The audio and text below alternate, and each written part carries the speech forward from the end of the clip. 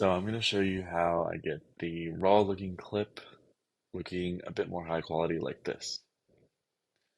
So after importing your clip, it should look something like this, assuming that it's a 1080p clip.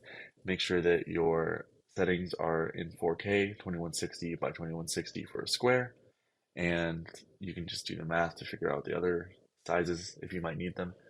I'm not sure that any of this matters, but just in case it does, here are my advanced settings for compositions. Then what I'll do is I'll usually scale it up to 203. That seems to work the best.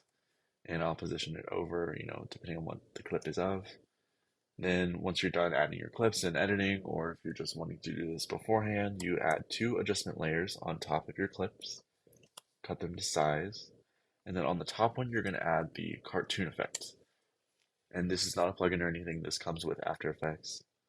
So you're going to add that cartoon effect, and then I usually change the threshold under edge to 1.4. It seems to work the best, but of course you can play around with this, and it's already looking pretty good compared to before. It's just a little bit, but now I'm going to add the sharpen effect on the adjustment layer underneath, and it is going to have a sharpen amount of 70.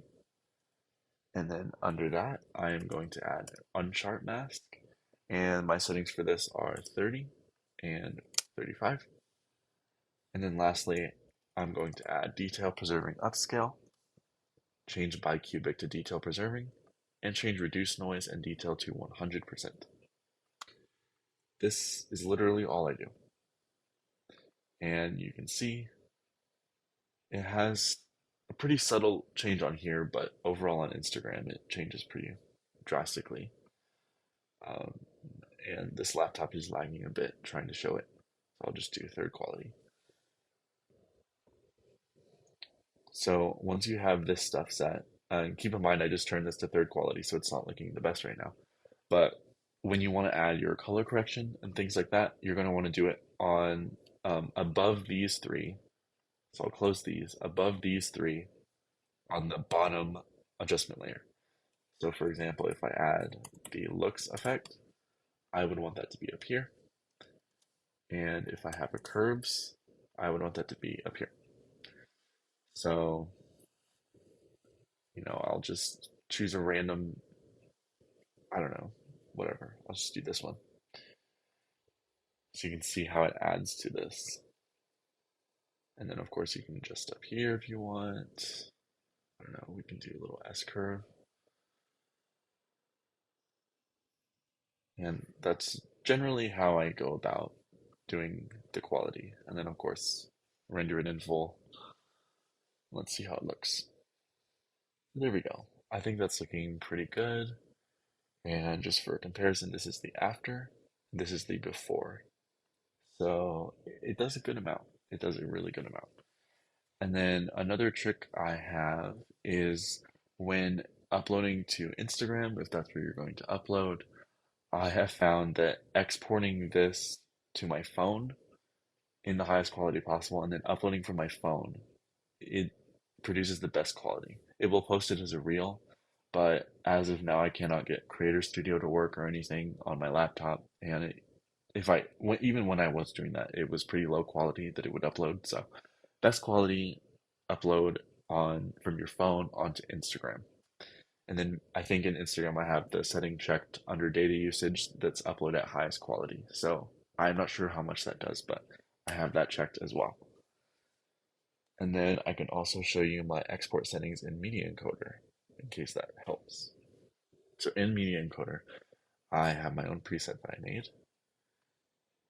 And these are the settings. So I really only mess with video. I know a lot of people in YouTube videos say to turn this on, but this is really only if, like you can see here, it says gives better quality scaling. But generally, people are not going to be scaling stuff. That's if you have like a 4K composition and you want to render it out into 1080p or vice versa, which you would not want to do that vice versa. But that's what that would be for. And then again, a lot of people say to do render at maximum depth, and that's really only if you have like super complicated colors in your composition, which most people do not have, and it just increases the time it takes. I have software encoding on. I have all of this set to the defaults. The main thing I change is this right here. A lot of people say to do VBR two path. I found that CBR works the best at 50. And of course, you can change this because this does lead to usually a 100 to 200 megabyte file. And what you can do about that is actually, if you change this lower, you'll most likely lose quality during the export. But if you leave this at 50 and then use handbrake, um, it should remain fairly high quality. And I can also show you how to do that. So in handbrake, I'm just going to import my edit. So I've got this one, which is 293.2 megabytes, which is a lot if you don't have storage for it. This is what this is for. So what you're going to do is you're going to make sure that align AV start is selected. That's a big thing. Go under dimensions, and it's going to want to scale this down to 1080, but you want to keep it at 2160. So just put 2160. That just leaves it the same as it was. You want to turn anamorphic off because this usually messes up with Instagram. I used to use this feature, but they since got rid of the compatibility for it, so it just ends up making things look squished or look enlarged. It's not great. Then under video, usually you can go between the ranges of like 18 to like 28 before you start losing quality. And the farther down you go, so the higher this number gets, the it'll have less quality, but it's not noticeable at all, really, and the file size drastically changes. So I'm gonna go straight to 28, and let's see, all of this is fine, and I'm just going to output this to my edit folder, and all you gotta do is click start.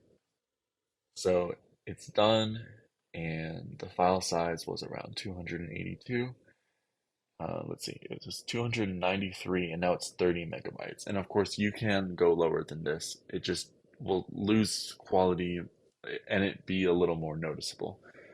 Um, but ultimately, it does keep the same quality, and then you can still post it to Instagram, and it looks great. I just am too lazy, and I have a good amount of storage to work with, so I don't really downscale anymore.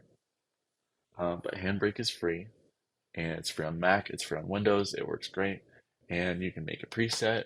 I also use this to turn MKF files, or what are they called? MKV files, from downloading the content that I'm going to edit, and those don't work in After Effects, so I'll run it through this on, I'll just have the base settings and then 22, so fast 1080p 30, and then 22 constant quality, and then I'll just render that out and it goes to MP4. So works great, love it, and that is how I get good quality. I think over the course of its time on Instagram, the quality will downgrade a little, but generally this is going to work the best. So.